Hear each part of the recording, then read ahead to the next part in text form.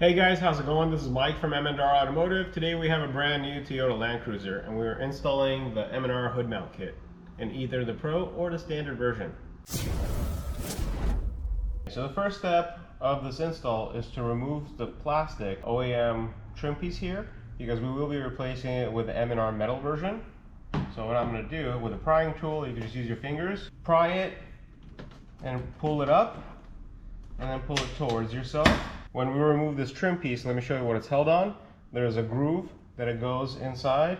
There's a clip here. Sometimes this clip might get stuck in this hole. You just have to just take it off and just slide it back in place. So we're not going to be reusing the factory trim piece. We're going to replace it with the M&R metal version. So now that we remove the plastic trim piece, we're going to replace it with the M&R metal version.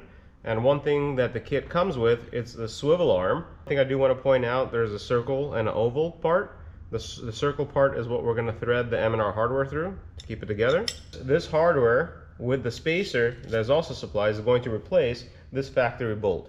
We're going to take this bolt out and we're going to thread this combination in. So I'm going to go ahead and remove this bolt. We're going to put that bolt aside. We're not going to be reusing it. And once again, let me show you the combination. We're going to have the metal plate, the swivel arm, there is a bolt that goes through it, and there's a small spacer on the bottom, and that's going to offset it a little bit higher from this hole. So now I can actually thread that in and tighten it.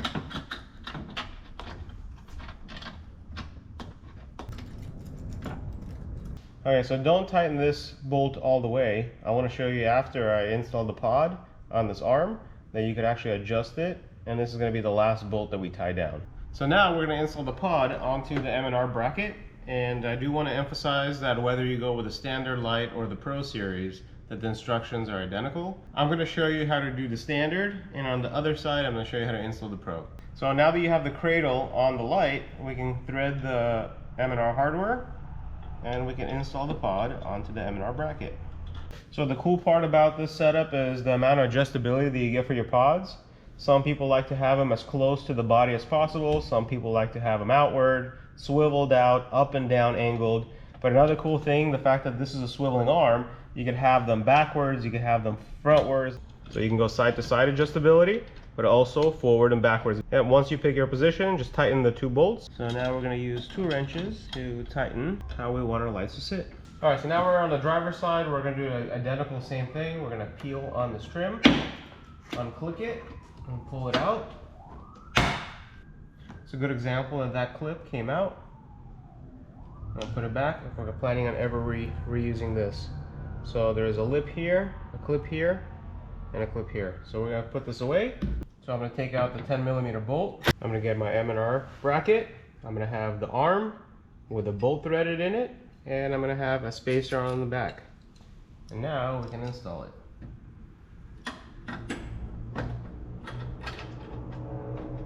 Alright, and on the driver's side, I'm going to show you how to install the Pro version. I turn the light around and I'm going to insert these nuts inside the holders. So when I'm dropping them in, make sure that the cone part of the nut is going towards the center of the light. That's one. The cone is towards the center of the light. So this is the U-cradle, and if you can take a look at it, this is facing the front of the light. So when I bring it in, I'm going to slide it in, align it through the hole opening, and insert the supporting hardware in order to secure the cradle to the light. Now we're going to use a Allen key in order to tighten it. Alright, awesome. Now we're ready to install the light onto the M&R bracket. So let's install the pod onto the mount. Alright, so we're going to use supplied hardware. I'm going to slide it in and we are going to install it. Alright, so the cool thing about this bracket is the amount of adjustability you have for your pod. So we can adjust the pod as close to the hood as possible or as far as away, but also the bracket itself moves. So if you like your pods facing forward or resting backwards, you have full adjustability. So I'm going to go ahead and tighten them like this. And once you pick your position, just tighten the 2 bolts and you're ready for wiring. Alright, now that we've installed the pods, now it's time for wiring. The M&R kit comes with a wiring harness, and the wiring harness bridges 2 of the lights together and brings it to a power source.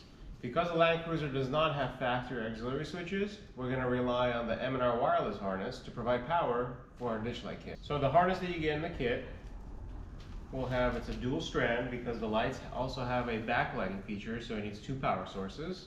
So by dual strand, there is a power wire that's going to be red, power wire that's going to be white, and then there's going to be also two grounding straps, one on each side, in order to ground the lights. After we bridge the two lights together, the end of the harness is going to connect to the M&R wireless wiring harness, and we'll be able to control it inside the cab without running any wires through the firewall. The module itself is sold separately and will make your installation a lot easier. If you stretch out the harness, there's a Y intersection. We're going to put the Y intersection on the passenger side because our power source is on the passenger side of the vehicle.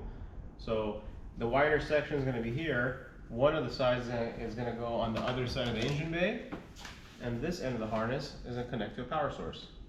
Okay, so let me show you how to run the wire. I want to connect the red, white, and black of the pod to the red and white and black of the wiring harness. So you do have a panel here that you can unclip. Alright, so I'm just going to reach in here within the crease and kind of unbuckle the side. And we can pull to eliminate any type of slack that we have in the wiring. So once we get the wire on this end, we can make our connection for the wire. So on the light, you do get three wires. You get the red wire, which is the positive for the main function of the light, which is the powerful white light. You get the white wire, which is the amber DRL, and you have the black wire, that's the ground. So we'll choose the same colors, so that way we don't confuse ourselves when we're providing power. So I'm going to go red to red. Give it a nice little tug to make sure that it's connected good. We're going to do the white to white. That's going to be the power for our DRL function. And one of the grounding straps, we're going to connect to the black cable. Awesome. Now we can easily tuck this wire behind this trim panel.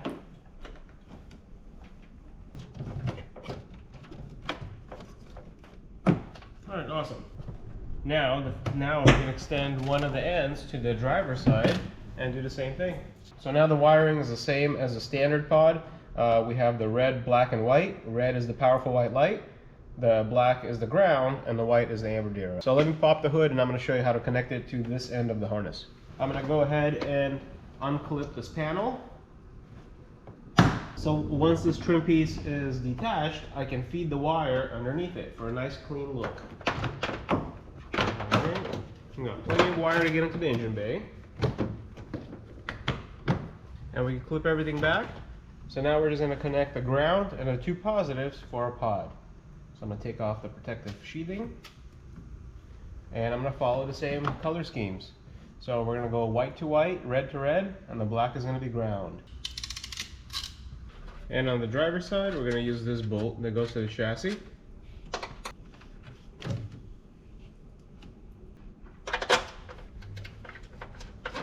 And we've installed a grounding strap over here. I'm using this bolt, and we're going to attach the grounding strap to the black cable. Let me show you how to assemble it and connect it to the vehicle. So we're just going to take off the top from the control panel, and then I am going to show you where everything goes. So there's 4 Phillips screws, 2 on each side. So once we loosen the 4 Phillips screws, we can take off the cover, and I want to go over what's inside. So in the fuse box, everything is nicely insulated. It has epoxy for all the circuits. You do get all the fuses with different amperage ratings. You have 230s, 220s, 210s, and 25s. There's a sticker here where it says plus. This is where we're going to connect it to the battery. So there's going to be a positive lead going here, and this is going to be the ground. So it's as simple as that. Connect 2 cables that go to the battery and the chassis, and then you just connect all your accessories to it. So let's go back in the engine bay and I'm going to show you how to install this. So once we take off the cover to the main fuse box, we also have to take off a secondary cover here. There's 2 latches on this cover. There's one in the front and one in the back here. And the way to remove it, there's a tab that you have to pry going towards the back of the vehicle. So I'm going to stick my screwdriver here, pry this tab. Then the next pin, it's right behind. Okay, so now I'm going to pry this tab going backwards as well. I'm going to pull up on this cover. And now, since it released, we can take this cover off. So this exposes us with a 12 volt constant power. So now I'm going to go ahead and connect the main power wire. And one thing I want to do before I do that, I want to disengage this fuse. So that way, when we're connecting it, there is no power on that end of the wire. I'm gonna take the cover off and I'm gonna press this reset button. So when this thing kicks out from being in line, now if this end is connected, there is no power going through the rest because it's disconnected here. I'm gonna put this aside. And what I wanna do, I wanna slide this on this bolt. Okay, so I'm gonna go ahead and not completely remove this nut, but I'm just going to loosen it just enough so that way I can slide the terminal underneath it. And then I'm going to retighten it. So now that we have the positive wire connected to the positive terminal of the battery, I'm gonna go ahead and slide this cover. You're not gonna be able to lock the cover all the way because of the mold. It's only good for one wire. And then because we added another one, you could either make a cutout here to accommodate the new wire we added, or you could just not close it all the way. So let me show you how I'm gonna have it. Alright, I'm gonna have it like this, where it just won't click all the way down, but it's gonna come really close. And then we can put the cover back on. Awesome.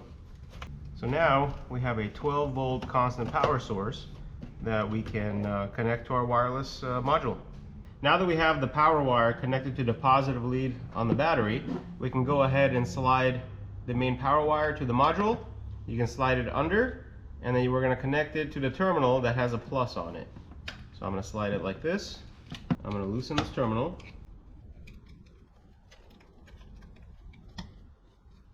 Okay. I'm going to slide the access wire back out of the module. Alright, so now that we've installed the positive onto the positive terminal of the module, we're going to do the same thing with the ground. So with the ground is going to be the black cable. I'm going to feed it through here. And this is the negative terminal.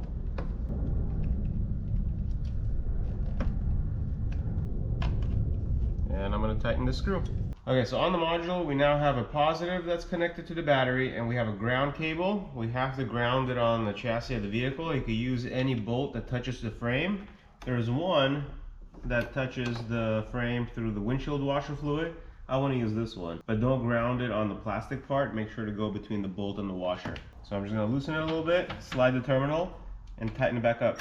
There it is. I'm going to grab this terminal, and I'm going to slide it in between the bolt and the washer.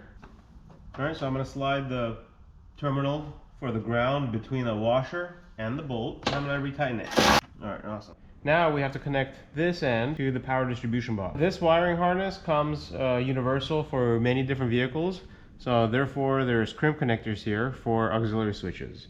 Because this vehicle doesn't have auxiliary switches, I'm just going to go ahead and cut this off, because the only thing we need is 2 positive wires connected to the module. So let me take off that wire. We're going to strip these 2 wires. And these are the 2 power wires for our lights. So let's go ahead and choose a switch. So looking at this panel, we already used switch number 1, 2, and 3 for the light bars. I'm going to go ahead and use switch number 4 for the white light of the hood mount kit. And then we're going to use switch number 5 for the amber DRL. If you want, you can also fuse the DRLs together with other products. But in this case, I'll keep them separate for this example. So the red wire, that's going to be the power to the main function of the lights, which was going to be the powerful white light. And that's going to be switch number 4.